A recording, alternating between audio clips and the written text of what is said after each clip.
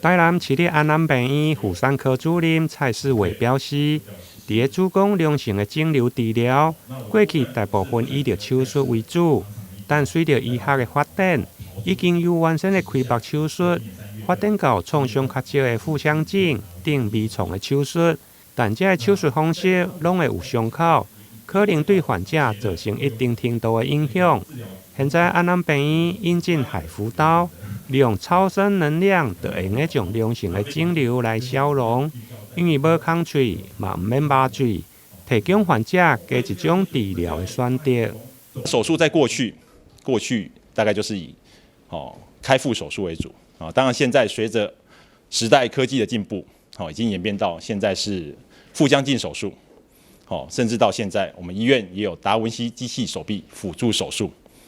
不过这些手术对于子宫肌瘤的治疗，我们在腹壁上，如果是开腹手术是大创的，会肚皮会拉一个很大的伤口。那如果是腹腔镜手术，也是会有多孔，当然也可以做到单孔。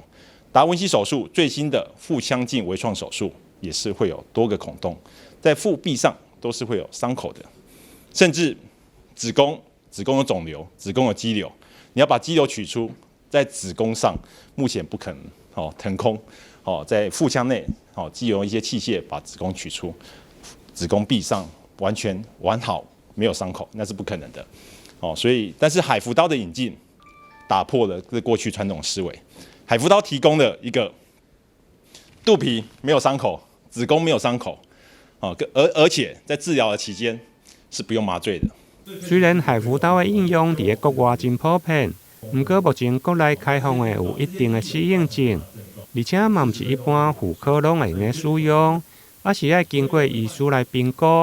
而且海扶刀的治疗目前健保嘛无给付。台南新闻林根采访报道。